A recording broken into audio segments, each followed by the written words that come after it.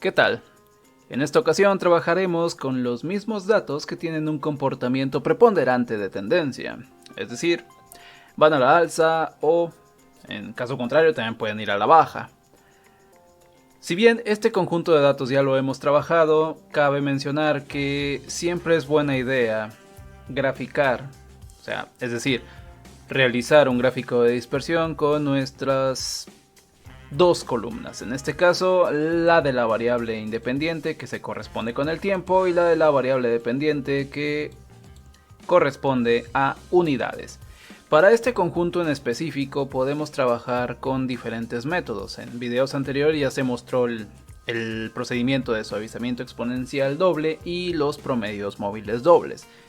Ahora veremos cómo se realiza un análisis de regresión simple en esta serie de tiempo. Trabajando con una hoja de cálculo es muy fácil y también muy rápido. Entonces la sugerencia es crear un gráfico de dispersión.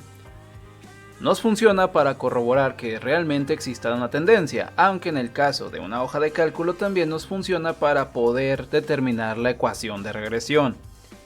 Vamos para allá. Voy a seleccionar mis dos columnas. Hasta aquí. Hay que tener mucho cuidado de que la columna del tiempo siempre esté a la izquierda. Y luego nos vamos al menú insertar y vamos a agregar un gráfico de dispersión, de preferencia con líneas rectas y marcadores, que vendría siendo este. Listo. Podemos comprobar que sí tenemos una tendencia, pero también podemos cuantificarlo para no quedarnos nada más con la comprobación visual. Vamos a dar un clic en cualquiera de los puntos, un clic izquierdo y luego un clic derecho, y luego seleccionamos esta opción, agregar línea de tendencia. Nos va a aparecer un panel aquí al lado izquierdo. Hay que asegurarnos de que esté seleccionado en esta opción lineal, y luego acá en la parte inferior damos clic donde dice presentar ecuación en el gráfico, y también esta otra opción, presentar el valor R cuadrado en el gráfico. Podemos cerrar este panel, ya no lo requerimos, y luego siempre moviendo el cursor de manera que cambie a esta forma de la crucita con flechas, podemos mover la leyenda que nos acaba de aparecer. Lo que podemos ver aquí arriba es la ecuación de regresión propiamente dicho. Esto.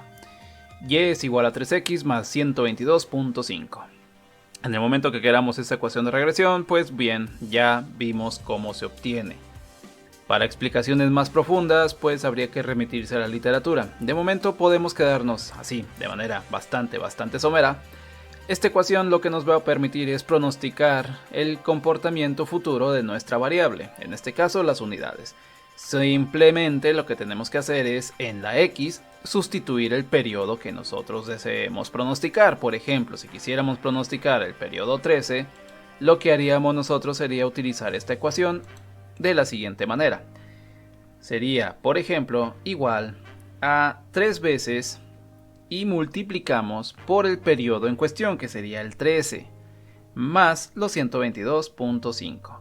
Y bien, eso nos daría el valor pronosticado para ese periodo. Entonces, recapitulando, todo se reduce a que ya teniendo la ecuación de regresión, simplemente hay que cambiar la X, hay que sustituirla por el periodo, el mes que nosotros queramos pronosticar. Ahora bien, esto no es necesario en una hoja de cálculo, ya que el propio Excel nos provee una función para poder encontrar ese valor. Antes de pasarnos a esa parte, hay que mencionar o hablar un poco sobre lo que se encuentra aquí debajo, la R cuadrada.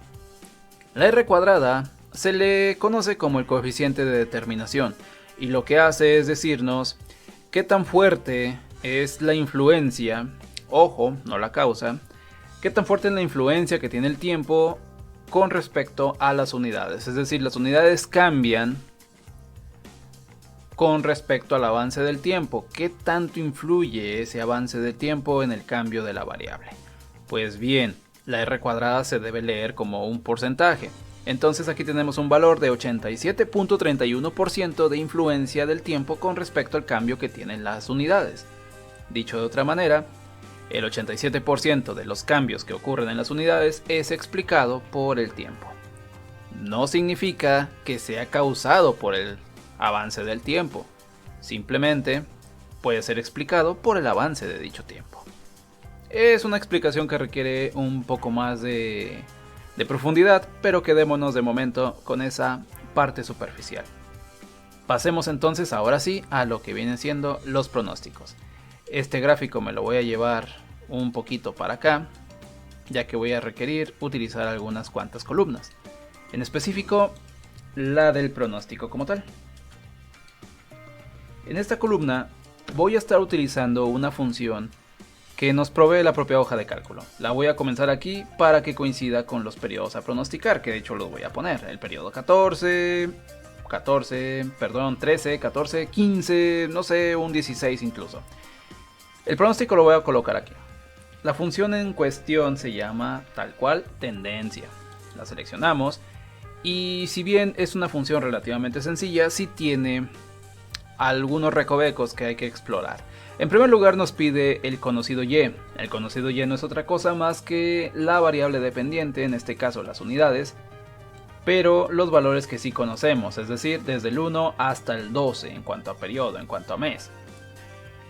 Pero, así sin haber escrito nada más que simplemente seleccionar toda la columna, vamos a presionar F4 porque requerimos que esta matriz, este conjunto quede fijo, quede anclado, porque no queremos que cambie.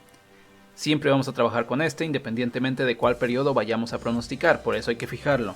Ponemos una coma para pasarnos al siguiente argumento, que es el conocido X. En este caso hay que seleccionar pues desde el primer mes hasta el número 12. Para que coincida exactamente con las unidades que ya seleccionamos en el argumento pasado. También hay que fijarlo con F4 o de manera manual en su defecto con el signo de pesos antes de cada letra y cada número que identifica cada celda. Ponemos otra vez una coma para pasarnos al siguiente argumento y aquí sí podemos tener la libertad de seleccionar todos los valores nuevos o en mi caso yo voy a optar por simplemente seleccionar el periodo 13. Ahora bien, una coma y luego nos pide que escojamos ya sea un falso o un verdadero, es decir, un 0 o un 1. Aquí, a menos que se indique lo contrario, lo que se acostumbra es dejar el 1. Y bien, podemos ya dar un enter o cerrar el paréntesis. Voy a dar un enter y vemos que nos da el 161.5, que también nos dio la sustitución del valor en la ecuación de regresión. Esta que tenemos aquí. Bien, esta la voy a quitar, realmente ya no la necesito. Y aquí ya tenemos pues nuestro pronóstico. Listo, en cuanto a pronóstico ya acabamos. Ahora, si queremos extender este pronóstico a un periodo 14, 15, 16, pues básicamente arrastramos la fórmula hasta acá. Y listo. Ahora bien, también es importante saber que independientemente de que sepamos que la R cuadrada nos dice que sí existe una correlación y que sí tenemos un porcentaje elevado de explicación del tiempo con respecto al cambio en las unidades, o sea, un 87% de explicación, que nuestro método digamos que explica un 87% del cambio en las unidades, aún así podría ser necesario comparar estos resultados con otros métodos como los promedios móviles dobles o el suavizamiento exponencial doble. En esos casos es necesario calcular los residuales, o dicho de otra manera, el error. Pues bien, el error lo podemos calcular de la misma forma que en todos los anteriores procedimientos, es decir, el valor real menos el valor pronosticado. Ahora bien, tocaría pues llevarnos esta fórmula que, tal como la construimos en un principio, nos funciona perfectamente para arrastrarla en el sentido contrario, es decir, hacia arriba. De la misma forma como arrastramos hacia abajo, es decir, con el cursor cambiando a esta cruz de brazos cortos y delgados, nos la llevamos para arriba y tendríamos entonces el valor pronosticado para los diferentes meses anteriores, desde el 1 hasta el 12. Y el error, pues, es exactamente igual que en todos los métodos. El valor real menos el valor pronosticado o estimado.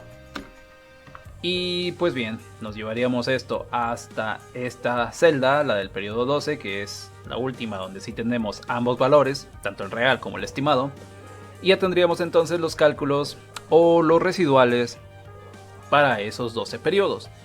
Y bien, a este error ya lo podemos utilizar nosotros para lo que queramos, ya sea elevarlo al cuadrado, sacarle su valor absoluto, etcétera, dependiendo de el criterio de validación o de medición del error que queramos utilizar.